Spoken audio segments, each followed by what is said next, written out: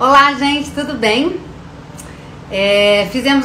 Estamos começando a fazer uma live hoje sobre telas, assunto que gosto muito de tratar. Pera aí, só um pouquinho, gente. Cadê minha convidada? Pera aí. Já ela aparece. Vocês estão ansiosos como eu? Porque se tem algo nessa vida que eu curto saber, se chama telas. Oi, Carlitos. Oi, gente, tudo bem? Mandem perguntas. A gente vai ouvir muito mais a pediatra do que a mim, tá? Porque ela é, gente, nota 1000. Pera aí.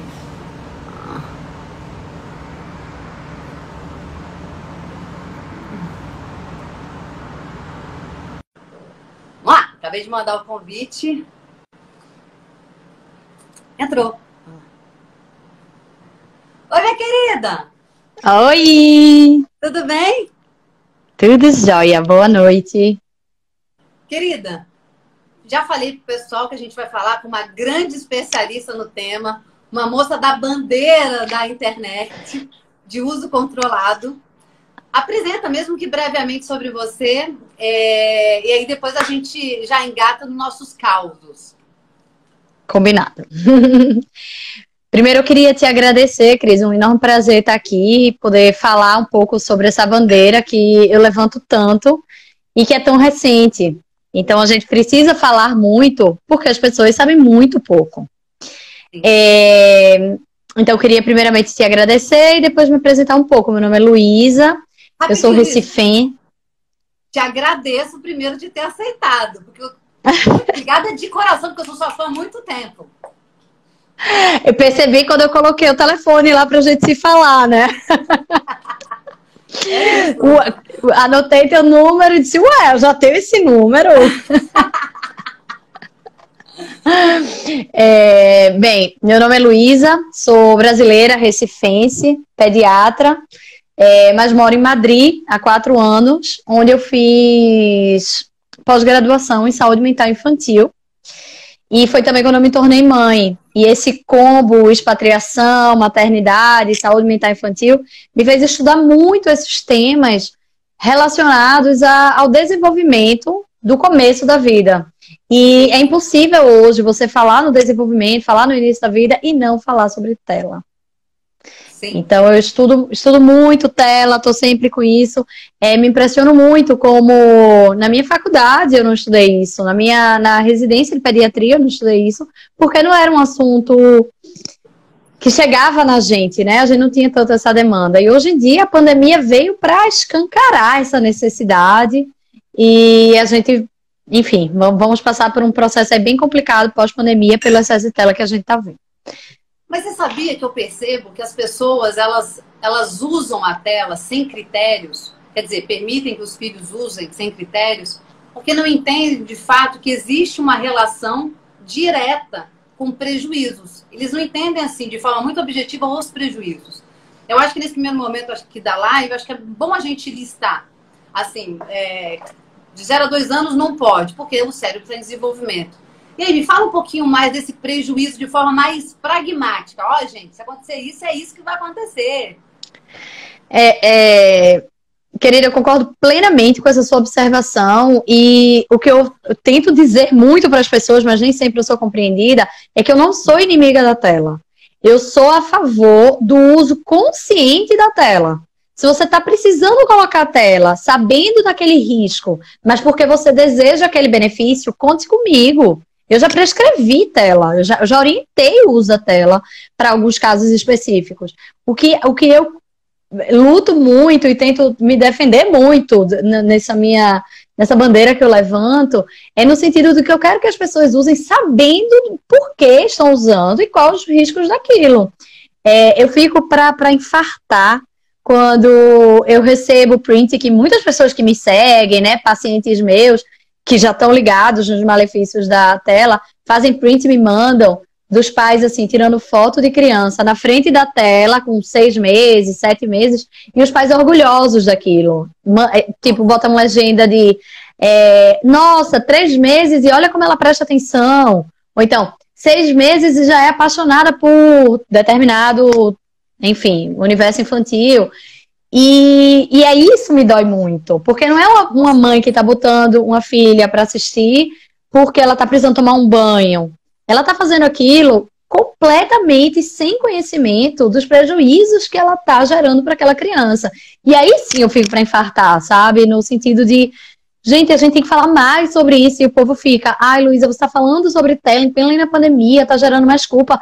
Gente, eu estou falando para as mães que estão fazendo isso e para os pais que estão fazendo isso sem entender dos prejuízos. Eu não estou falando para gerar culpa. Eu estou falando para gerar conhecimento. E sem dúvida o primeiro... Até porque existe um uso recomendado, né? E permitido em função de faixa etária. Assim, recomendado não, né? Um uso máximo. Mas... verdade. Recomendado a natureza. E a gente prescreve, recomenda, mas tem um número máximo, né? Tem uma orientação de uso máximo. E aí, qual é esse valor? E aí, quando a gente começa a falar disso, a gente já perde 1 milhão de seguidores. Porque o quê? De 0 a 2 anos é 0 tela. Nada. Nada. E aí as pessoas dizem, como assim nada? Gente, é impossível. Então, gente, a meta é ser nada.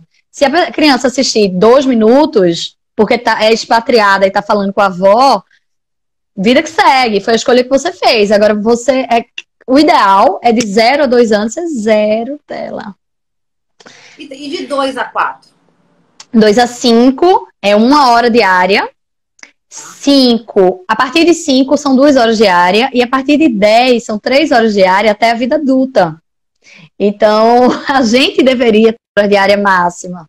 Falando em questão do prejuízo da exposição à informação, à infodemia, à luz do telefone, a perda de tempo, a questão motora, de mão, tendinite. Então, até os adultos deveriam usar um máximo diário de 3 horas. Mas me fala uma coisa, vamos pensar de uma forma prática aqui, que o pessoal sempre fala. Eu vou depois anotar as perguntas, mas o que me falaram assim, beleza, se eu exponho a minha filha ou filho um tempo a mais, o que pode comprometer de forma muito objetiva a cognição? Tá, vamos lá. Quando a gente fala cognição, a gente está falando das áreas de inteligência, né? E as áreas de inteligência são 9 áreas de inteligência que envolvem uma delas, a cognição de fato, que a gente chama QI, né? Tem a parte, por exemplo, que tem relação com a inteligência geral, né? Da criança, que é a linguística. A linguística não só é super comprometida, como é a que a gente mais está sentindo agora na pandemia. Então, é o assunto do malefício do uso abusivo das telas. O que a gente mais está sentindo e precisando falar é o atraso de linguagem. Olha. E por que isso acontece? Principalmente para criança abaixo de 2 anos. O que é que isso acontece? No início da vida, nos primeiros 1000 dias da vida da criança, que são os 270 dias da gestação, 365 do primeiro ano de vida e 365 do segundo ano de vida, que completa 1000 dias. Nesses 1000 dias, a criança tem gráficos de desenvolvimento muito importantes. É a fase de desenvolvimento dela que ela está mais capaz de absorver, ela tem mais o que a gente chama de plasticidade cerebral, que é a capacidade dela fazer cognições neurológicas, de preparar o arcabouço do desenvolvimento mental para o resto da vida dela. Então, nessa fase, nesse início da vida, é super importante ela ter estímulos favoráveis para montar o arcabouço do desenvolvimento dela futuro, tá? E a linguagem é muito importante nessa fase, para várias questões. Comunicação, não só a comunicação, mas a comunicação no sentido afetivo, para ela saber se expressar, para ela facilitar o vínculo. Então, o conhecimento, de fato, que a linguagem propicia. Então, isso tudo é muito importante e é até os 2 anos, esse bendito gráfico. E aí, tá, tudo bem. Então, até os 2 anos, ela vai ter aí esses gráficos, vai estar com o desenvolvimento a todo vapor, acelerado, o crescimento dela cognitivo. E o que é que tela tem a ver com isso? O que a tela tem a ver com isso é que ela é um grande concorrente do desenvolvimento da linguagem. Porque quando a criança ela começa a aprender a falar, ela não aprende ouvindo, ela aprende através da interação interpessoal. Então, durante o momento em que ela está na tela, ela não vai estar decorando aquelas palavrinhas para estar aprendendo a falar. Ela vai estar ligada em tudo aquilo que está acontecendo. Então, ela vai estar vendo uma coisa que é 2D, mas a imagem que está dentro é 3D, mas tem um som que é um porco, mas ele fala, mas porco não fala. Mas é um elefante, mas é do meu tamanho, porque está ali na tela. É tanta informação para essa criança gerenciar que ela fica hipnotizada pelo aquilo. As pessoas dizem, mas ela adora, ela fica concentrada. Gente, isso não é concentração. Isso é hipnose. Ela está hipnotizada. Ela está hipnotizada pelaquela informação. E aí, durante aquele momento, que ela está com a cabeça a mil, para dar conta daquele número de informações que ela não precisa, ela não tem arcabouço para aquele número de informações, para aquela quantidade de conteúdo que está chegando, ela, diante daquilo, ela deixa de estar interagindo com o mundo, que é quem, de fato, ensina ela a falar. Tem um estudo que eu amo, Cris, que ele mostra que as crianças, ele testou 2 grupos de crianças. Um grupo de crianças tinha aula de, acho que era de espanhol, era de alguma língua, e era pessoalmente, tá? Era uma professora dando essa aula, e outro grupo tinha a mesma aula com uma projeção. Era a mesma professora, do mesmo tamanho, mas era projetada, tá? E eram 2 grupos de crianças a partir de 9 meses, que 9 meses a cabecinha é ótima para idioma. E aí ela tinham essas aulas. E depois de um determinado tempo foram avaliar. E viram que as crianças que tiveram aula pessoalmente aprenderam as palavras. E as crianças que tiveram aula com a projeção não aprenderam. Então, por mais incrível que pareça, porque eles fizeram tudo para minimizar a diferença, era até do mesmo tamanho, o mesmo volume de som. E mesmo assim as crianças sabem identificar quando é interação interpessoal. Sim, do face a face. Claro, claro. É que outro estudo muito interessante, eles faziam crianças terem conteúdos dados por tela gravada, e outro por desconhecido, por um personagem, e o outro era por avós. Avós paternos e maternos. E aí, quando era avós paternos e maternos, eles entendiam que tinha interação, que tinha um vínculo afetivo, e aprendiam o que estava sendo dito. Porque ele sabia que ali existia uma interação extra-tela. E aí sim ele podia aprender. Porque ele não tinha que prestar atenção. Quem é essa pessoa que está falando comigo? Então, a interação, o vínculo já existia. Então, o vínculo... Pois é, o vínculo, ele é a liga do aprendizado da criança. Então, se não tem um vínculo, fica mais difícil. Então, o que é que acontece? Na hora que a criança está mais predisposta ao desenvolvimento da linguagem, ela está sendo exposta a algo que compete com a área do desenvolvimento da linguagem, enquanto ela está privada de interagir socialmente. Então, ela perde duplamente, triplamente, porque ela está exausta depois da tela, e aí ela não interage tão bem. Deixa eu fazer uma pergunta, que é das pessoas. Vamos imaginar que essa criança, eu acho que ninguém duvida que para criança muito bebezinha, é prejuízo por causa da linguagem. Eu realmente acho que as pessoas sabem muito sobre isso. Mas vamos imaginar uma criança já maior. E aí eu não vou falar dos adolescentes, vou falar dos menores, que estão na pré-adolescência, né? Que a gente está falando ali, não sei nem exatamente qual é a faixa etária da pré-adolescência. Mas vamos colocar ali, de 9 a 12 anos. Que o autorizado são 3 horas no máximo por dia? Isso. Qual o prejuízo maior? Que fase é essa que essas crianças estão? O que pode ter tanto impacto? Porque essas mães que estão assistindo a gente dar filhos, é nessa dor que a gente está falando, sabe? É nesse universo. Vê só. Existem várias doenças, né? Vários malefícios, patologias associadas ao uso excessivo, mas essa fase que você está falando, o mais grave que acontece é relacionado à interação interpessoal dentro das telas.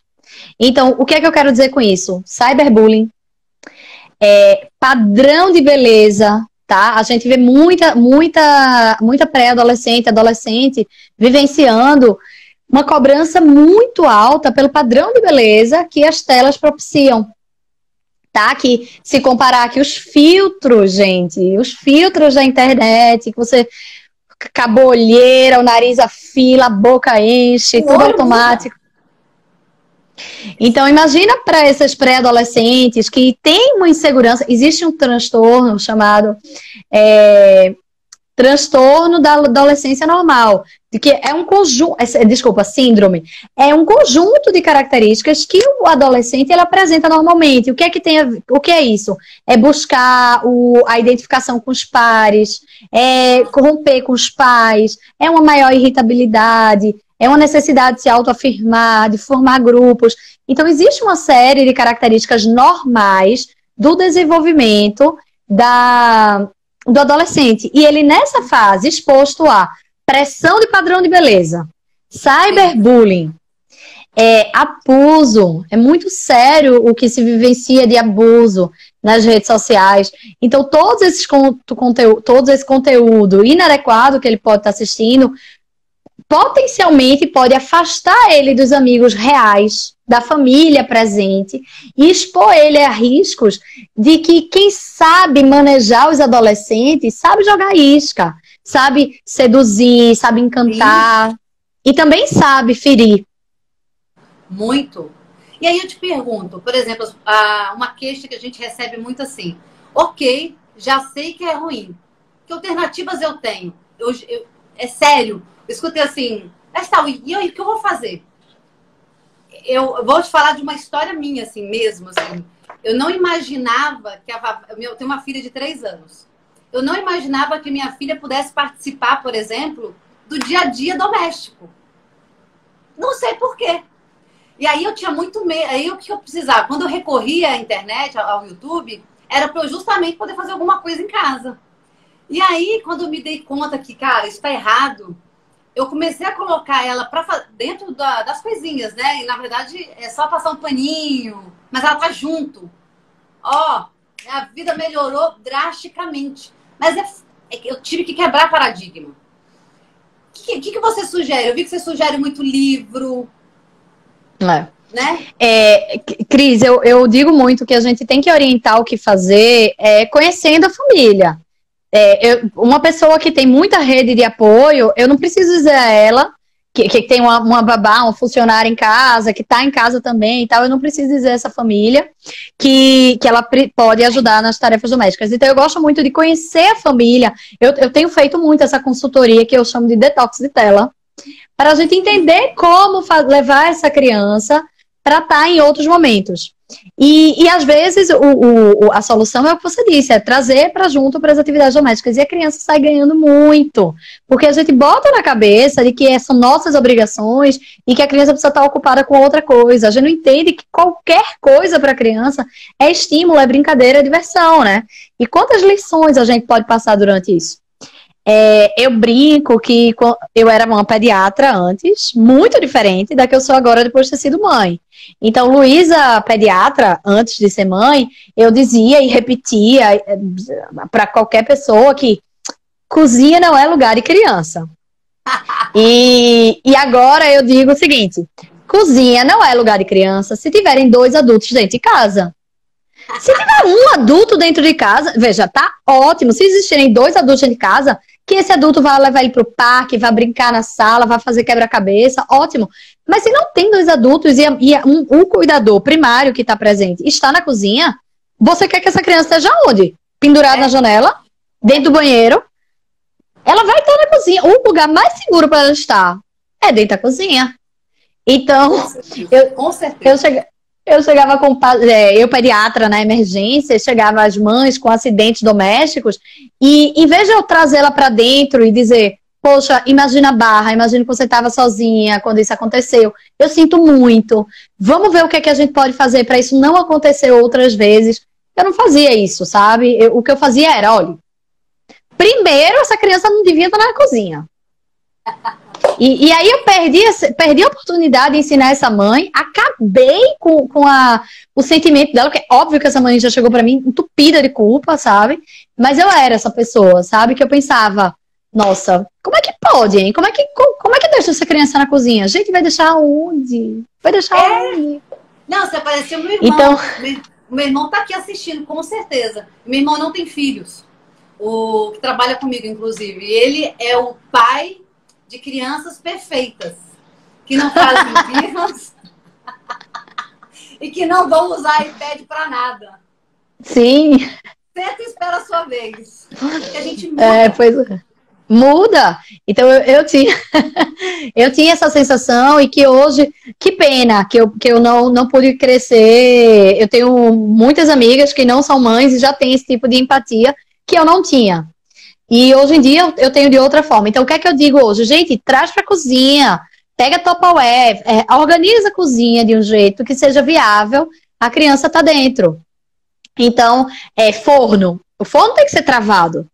Material de limpeza tem que ser travado. Vidro, se a criança ainda for pequenininha, é bom ser um lugar fechado. Agora, Tupperware, gente, bota lá embaixo e solta, sabe? Deixa as tampas, brinca de montar um Tupperware em cima do outro. Panela que não tiver tampa de vidro, panela que não for tão pesada, deixa ele brincar com as panelas. Bota as facas na gaveta de cima, colher nas gavetas de baixo.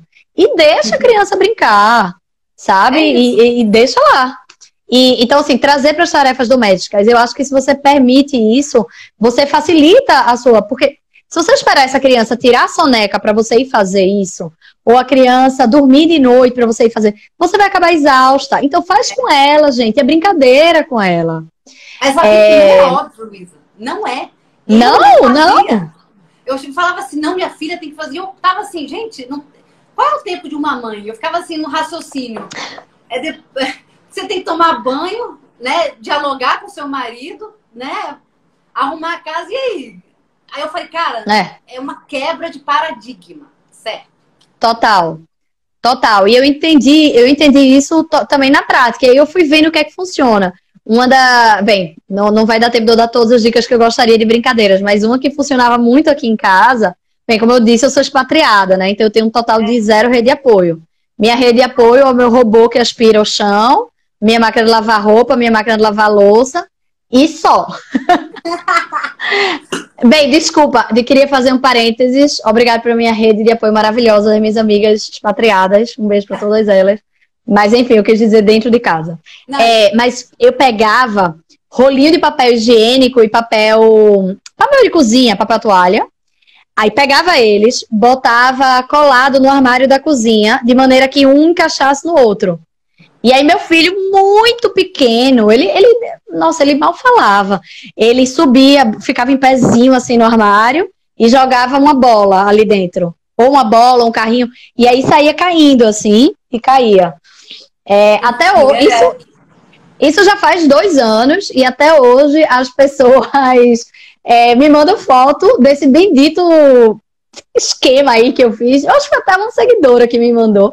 E esse na minha cozinha, isso ficou na minha cozinha durante 2 anos. Quer dizer, eu tinha que repor, né? Porque ele mesmo puxava, ele ia ficar em pé e quebrava.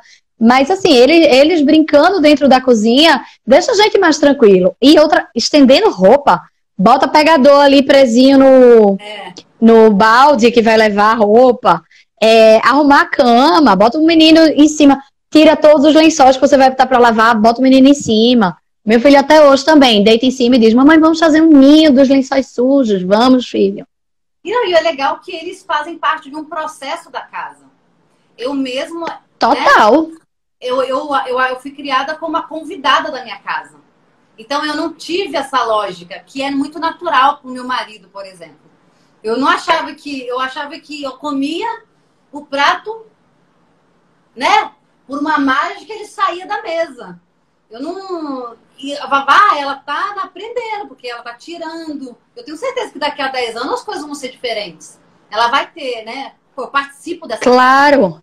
Né? Claro, Cris. Eu digo isso para muitas pessoas que... mas tô com pena dele porque ele não vai estar brincando. Primeiro que ele está brincando. Ele jura que aquilo é uma brincadeira. É. Segundo, que você está explicando sobre as funções da casa.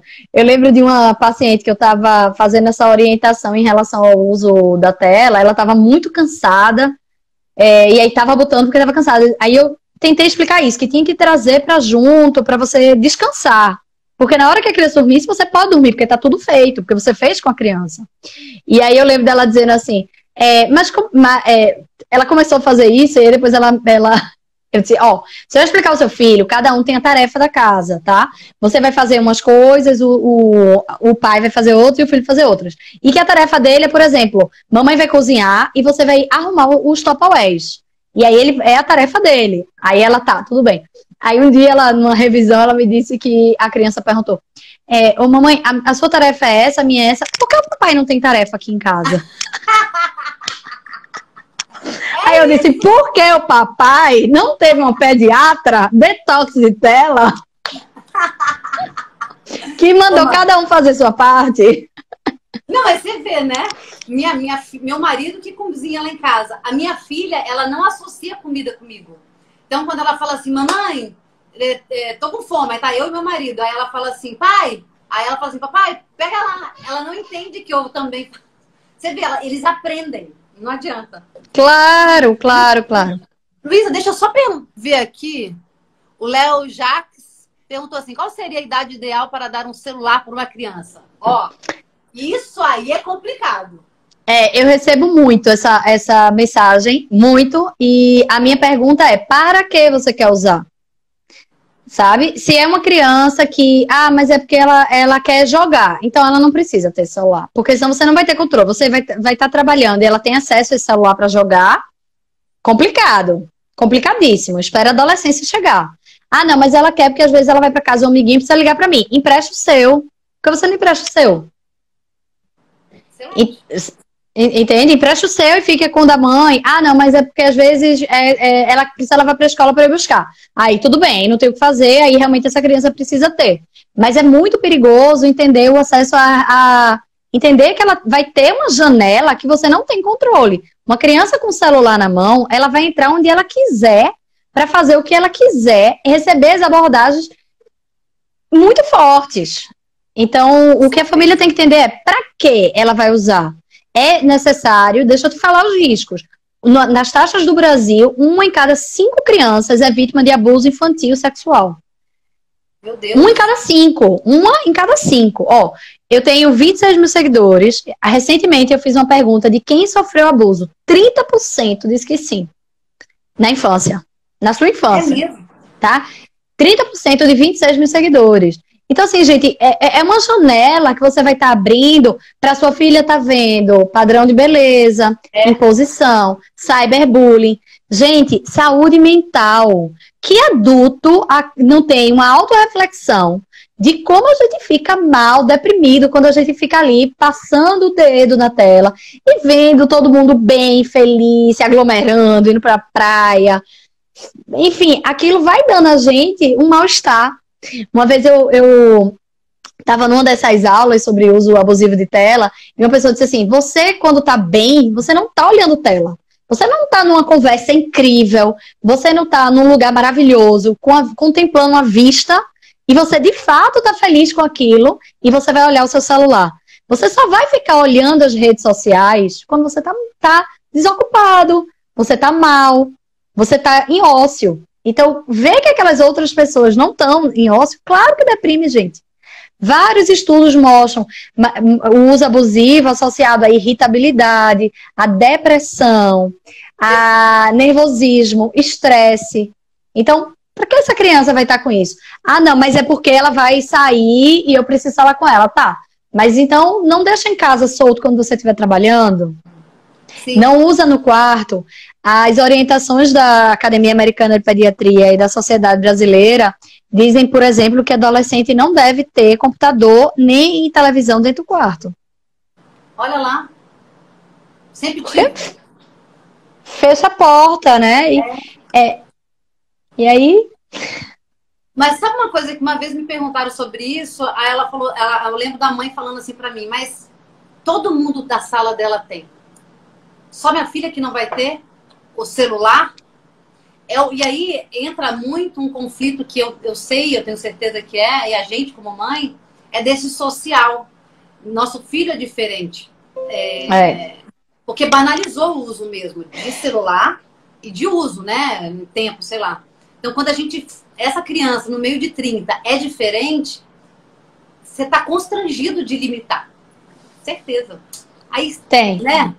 Você fica pensando. Aí cabe você conversar com sua filha, explicar os motivos, né? Se for oferecer de uma forma segura. Tem como fazer restrições, né, dos sites. Tem como ir atrás do uso seguro da internet, do celular e tudo isso. E é possível você fazer um uso. É isso que eu digo, né? Que eu não sou inimiga, mas eu sou uma orientadora dos perigos. Então, acho que quando você sabe que aquela tela pode gerar aquilo, você consegue ter um maior controle e pode fazer um uso adequado sem problema. Então, eu não sou contra uma criança ter celular. Eu só acho que a gente tem que refletir por que ela ter. E aí, quando a gente pensa por que ela ter, a gente entende a idade. Uma criança de 5 anos vai ter celular pra quê? Não tem pra quê. Não tem pra quê. E aí, de 7 tem, mas ela já dorme na casa da amiguinha. Então, vamos começar a pensar. Sabe? Eu acho que você pode... Quando você responder por quê, você vai conseguir responder quando. Perfeito. E sabe uma coisa também que eu fico pensando? Hoje a gente vai plantar aqueles adolescentes viciados, com certeza, e adultos com um comprometimento da atenção muito severa. Eu não sei, né? Eu não cheguei a ver nenhum estudo sobre isso, mas assim, eu só vi uma vez que sugere que as pessoas que têm um uso muito frequente compromete a atenção. Então você sempre esquece alguma coisa, você não consegue manter a atenção sustentada, é impossível. Então, é aqui que é o alimento disso tudo para daqui a 10 anos, né? Ou sei lá. O que a gente vive agora na infância, independente da idade, é uma semente porque ela vai viver no futuro, né?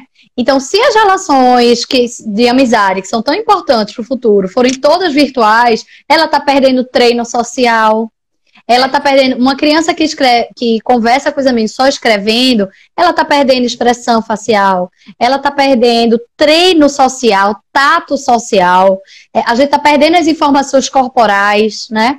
Então a gente perde muita coisa que ela vai precisar no futuro, né? É muito fácil você treinar timidez, você vivenciar a sua timidez através da tela, né? Sim. Então é importante, e a gente vai deixar para vivenciar isso quando? Adulto. Então, aí, essa criança que não teve treino social, que não conversou olhando no olho, vai ter uma relação futura onde ela pratica tudo isso como? Sim. Sabe? Então, a gente passa a se relacionar através da tela e a gente... Os benefícios da tela, que são incríveis, né? Informação, interação, proximidade das pessoas. Quando a gente usa excessivamente de maneira incorreta, os prejuízos vão aumentando muito mais e fazem com que a balança se torne desfavorável. Sim, então, falar sobre isso abertamente com sua família, né? De todas as idades dá para falar. Tem livros fantásticos, infantis, que falam para criança, né? De por que desligar o telefone, né? Tem um que é uma historinha de uma mãe que se perdeu. Ela caiu dentro do celular. A criança perdeu a mãe para o celular. Tem outro que é por que ele não vem brincar? São várias crianças querendo brincar e chamando o outro. Então, dá pra gente trabalhar isso para criança mais nova e também dá para trabalhar com pré-adolescente e adolescente. Sim, sim. Tem um livro extraordinário da minha queridíssima Roberta e Rafaela, que é Tela com Cautela. Maravilhoso. E um pré-adolescente e um adolescente conseguem ler claramente aquele livro. Então, trabalhar com eles, dizer, filho, eu tô restringindo, eu sei que todo mundo tem celular, eu sei que todo mundo tem televisão no quarto, computador no quarto. Deixa eu te explicar por que mamãe não quer que você use mais de 3 horas. E aí você trabalhar isso em casa, falar, dialogar, olhar no olho dessa criança, explicar, né? Possibilitar dentro da... Como fazer uma criança feliz, assim, o que uma criança precisa para se desenvolver bem são 3 pilares, que um deles é possibilitar divertimento. Então, se a criança acha que o único divertimento possível é a tela, você não está possibilitando outra coisa. E a criança ela não vai dizer, mãe, eu já sei. É melhor deixar esse telefone aqui, eu ir pro quintal. Ela não vai dizer isso sozinha, é você que vai mostrar a ela isso. Então, trabalhar isso em casa, mostrar, acho que é possível que a família entre num lugar interessante, em um caminho de uso consciente. E para isso, uma coisa que eu trabalho muito nas famílias que eu faço detox de tela é o quê? O nosso próprio uso, né? Claro, eu ia falar isso agora. A gente é exemplo. Existe um termo em inglês que é o pubbing, né? Que é você ignorar alguém por conta do uso do fone, do telefone. E isso é uma coisa seríssima, assim, estudos mostram de que o pubbing, que é o uso... Eu tô aqui falando com vocês, checando o celular, né? O pubbing, ele é associado a casamentos infelizes, a relações tóxicas. Em relação à criança, assim, é uma tristeza atrás da outra, você lê os estudos sobre pubbing, das crianças com maior irritabilidade, com as crianças com transtornos agressivos, por conta da falta de atenção, da atenção que elas não estão recebendo, né? Não, esse aí para mim é um mal mesmo, não só das crianças, dos adultos. Eu sempre tento falar aqui que é muito importante a gente... Estou falando com você agora, aqui no meu trabalho, sei lá. Deixa o celular do lado. Eu não preciso atender o telefone. Eu não sou um presidente da República que o mundo vai parar. As pessoas conseguem esperar. Eu acho que tem muito... Porque a gente nasceu com a internet... eu não sei, acho que a gente deve estar a mesma idade. A gente viu o primeiro iPhone nascer. Então a gente tem essa dificuldade de entender mesmo. Os nossos filhos... Minha filha enfia a mão na televisão achando que é touchscreen. Né? Claro. Eu acho que a gente que tem que se educar para a gente poder esperar deles isso, educação digital. Pois é diferente do que muito dos meus haters, que são muitos, muito diferente. Sempre que eu falo de tela, chove ameaças no meu direct, mas eu não ligo muito não. Mas diferente do que eles imaginam, eu para falar essas coisas, eu pratico muito isso.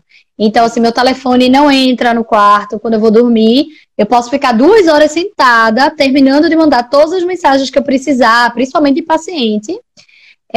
Até porque eu tenho meu Instagram de trabalho, então eu tenho que responder e tal no meu Instagram. Eu tenho que terminar tudo para o celular ficar na sala. E ele não entra no quarto.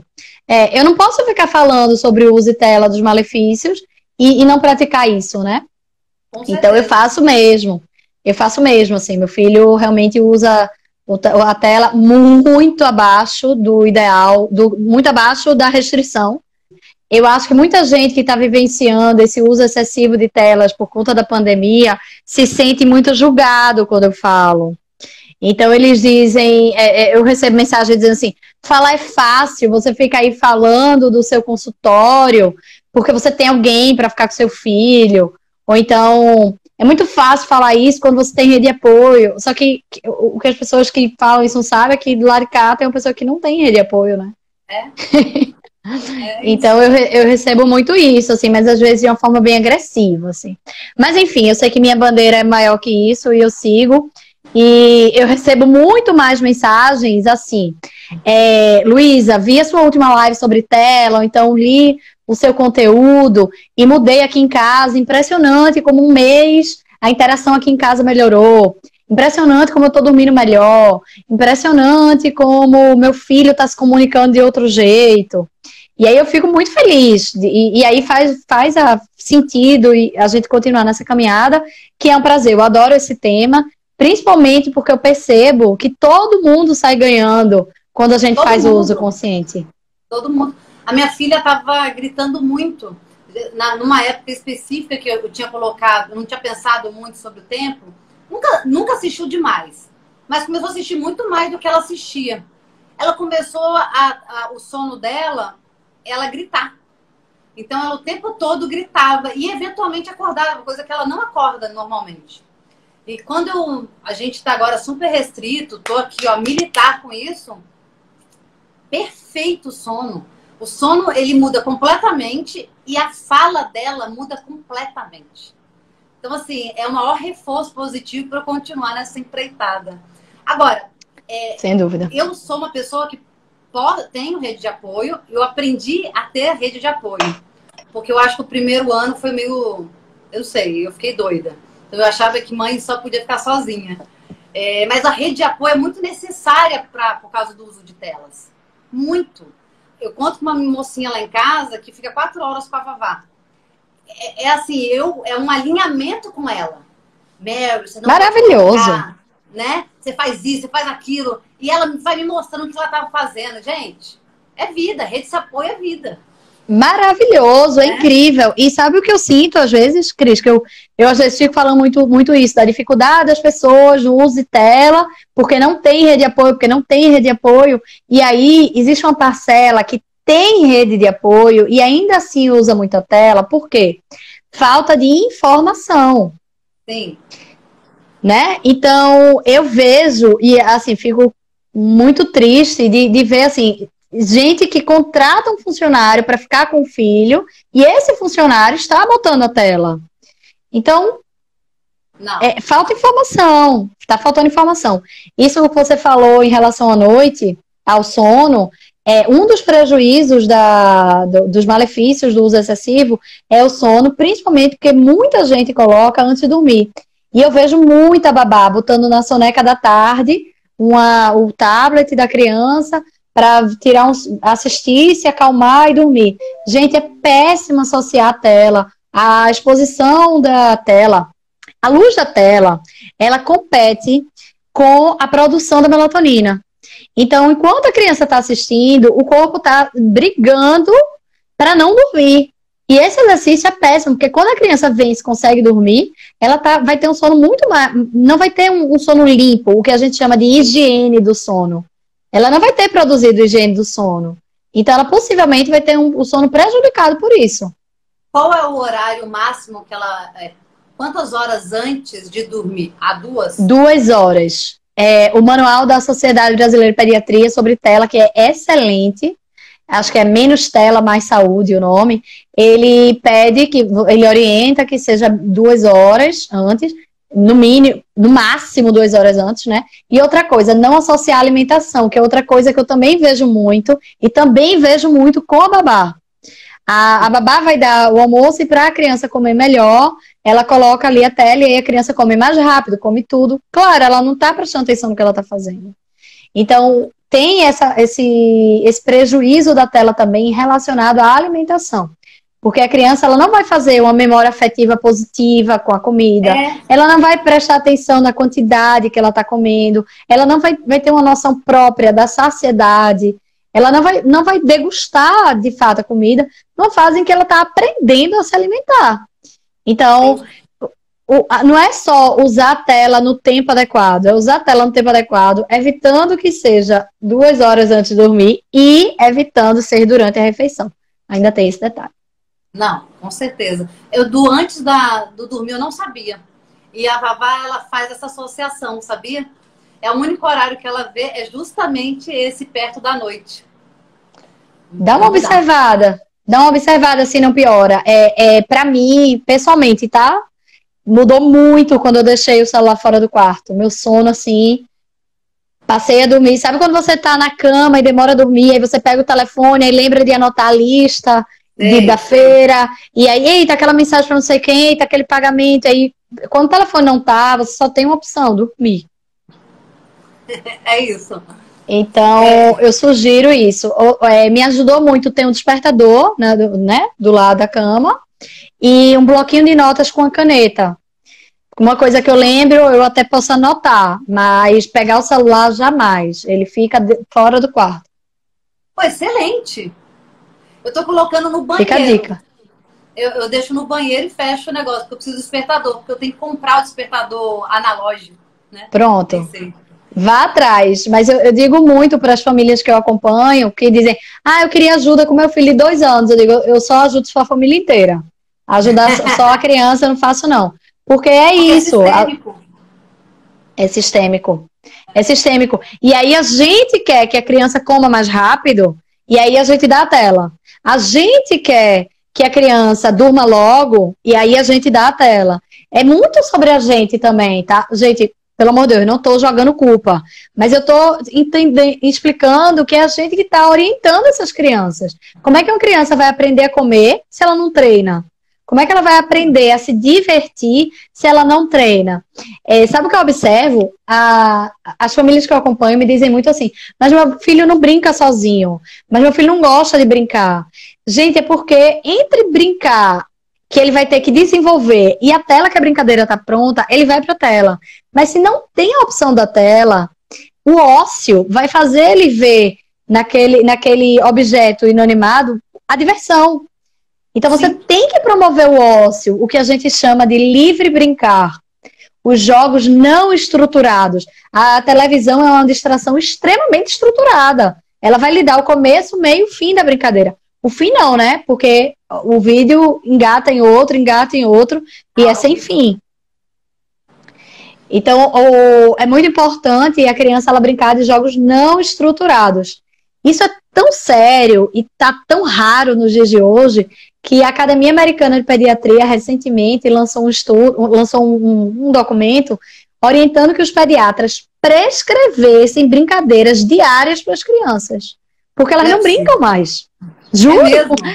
Tem no meu Instagram, eu acho que se botar hashtag IFC, né, que é Infância Fora Caixa, livre brincar, deve aparecer. Hashtag IFC, livre brincar, deve aparecer esse estudo da academia. Porque os pediatras têm que escrever, gente, brincar. E outra coisa, brinque com o seu filho.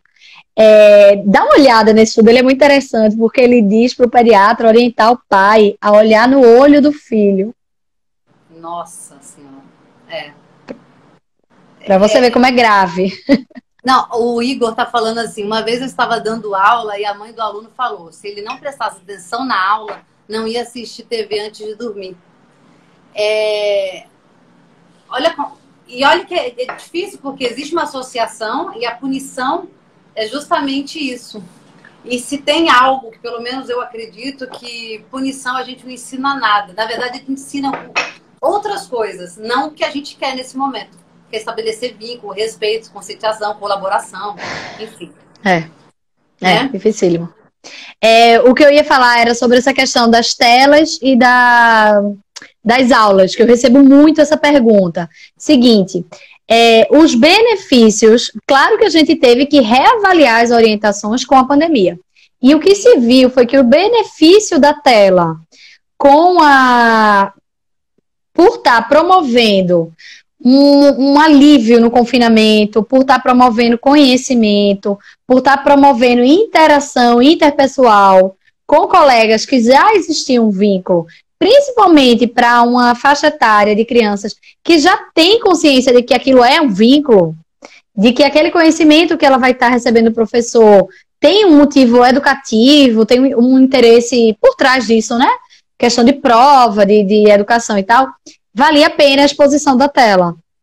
Então, muito pai se preocupa porque o filho está muitas horas na tela por conta das aulas. Gente, no contexto que a gente está vivendo, é melhor que ele tenha do que ele perca o ano, do que ele deixe de interagir com os colegas da turma, que ele perca o vínculo com o professor. Então, atualmente foi flexibilizado essa exposição à tela, entendendo que não é uma exposição passiva, é uma exposição ativa. Do mesmo jeito, aquele outro estudo que eu falei, que as crianças que conversam com as avós em videochamada conseguem entender a interação, conseguem aprender, diferente das que vêm desenho animado passivo. Entendi. É o vínculo que define isso. Isso, então como tudo relacionado à tela, é você avaliar custo-benefício. Se uma criança está muito irritada com assistir essa aula, está fazendo mais mal porque ela está vendo, mais mal no sentido de mais mal do que bem, no sentido de que ela está vendo, mas não pode conviver, então vamos tirar. Eu conheço algumas famílias que conversaram com a escola e tiraram essa exposição à tela, mas em geral tem mais benefícios do que malefícios na atual situação em que nós estamos vivenciando. O que eu oriento é compensar esse tempo de exposição à tela, não permitindo que a diversão, o descanso também seja tela. Excelente, sim. Mas eu vi lá no seu Instagram que você fez até um movimento, que eu lembro que você falou, vamos flexibilizar um pouquinho, é época de pandemia mesmo, não tem como. E aí você retomou essa conversa falando se essas mães perceberam mudança no comportamento com o excesso de telas.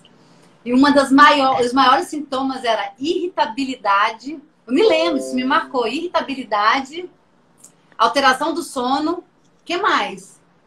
E alimentação também reclamaram bastante. Atraso de linguagem também se falou muito. Atraso de linguagem, gagueira, ecolalia.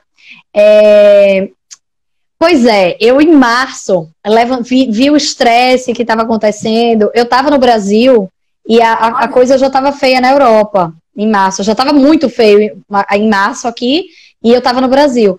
Então eu via minhas amigas falando e eu dizia, gente, a gente vai pirar. E aí eu disse, gente, vamos flexibilizar, relaxa, vamos adaptar o home office liberando tela. Vamos fazer uso consciente, mas vamos dar uma flexibilizada e tal. Isso era março, quando eu cantei essa pedra. E aí, a coisa foi demorando. A gente via que a pandemia não ia ser 6 meses. E a coisa foi... Os países que estavam na frente do Brasil ia mostrando que era mais... O buraco era mais embaixo. E a gente começou a receber, eu e todos os pediatras, a gente começou a receber as queixas dos prejuízos. Então...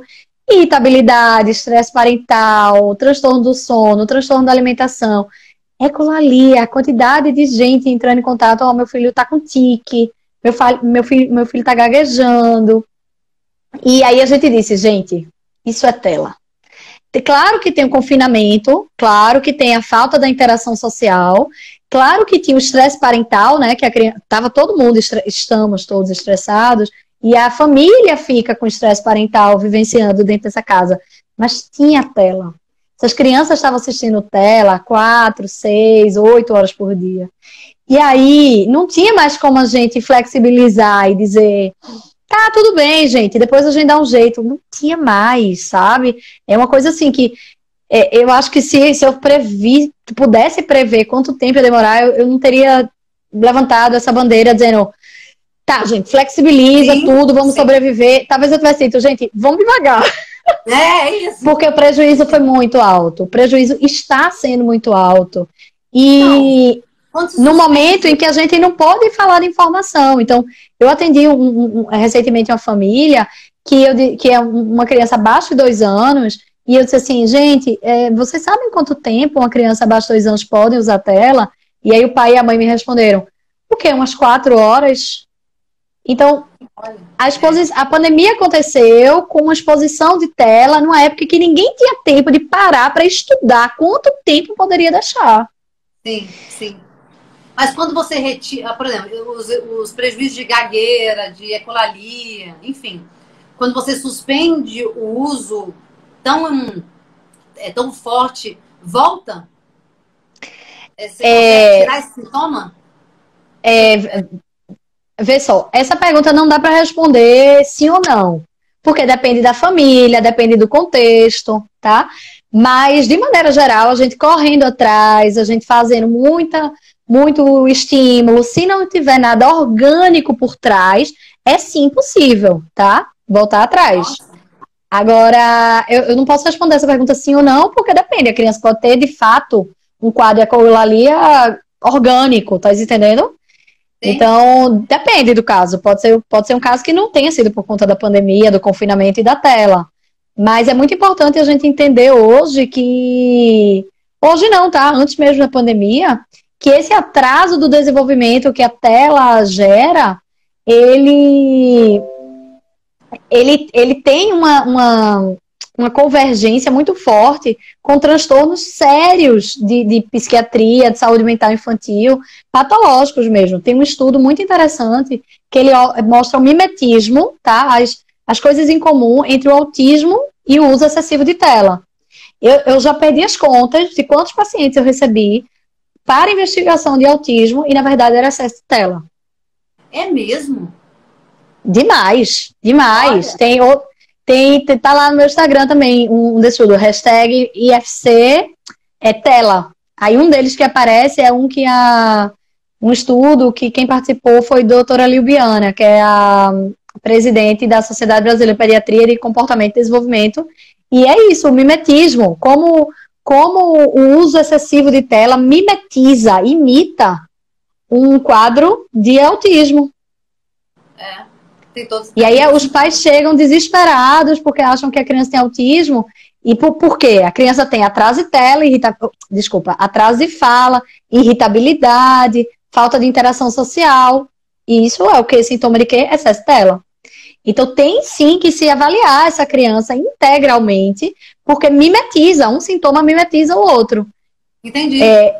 Eu tenho uma colega neurologista, uma das minhas grandes referências, que ela diz que hoje em dia, quando um paciente liga para o consultório para marcar para investigação de autismo, a secretária dela diz: pronto, a consulta é daqui a um mês e até lá é 0 tela.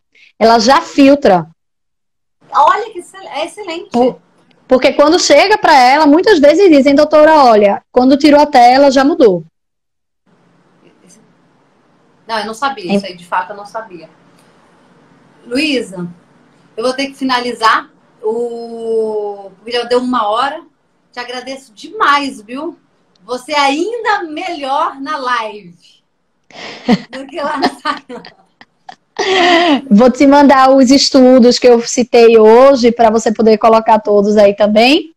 E queria mais uma vez agradecer, foi um prazer e vamos falar mais vezes. E olha, boa sorte com os haters. Eu não tenho nenhum. Tô lá. Mas eu sei que minha hora vai chegar, mas eu tô preparada. Qualquer coisa conta comigo que eu tenho mais experiência. Tá bom, pode deixar. Querida, muito obrigada, viu? Um beijo. Obrigada, eu que agradeço. Tchau, gente. Um beijo.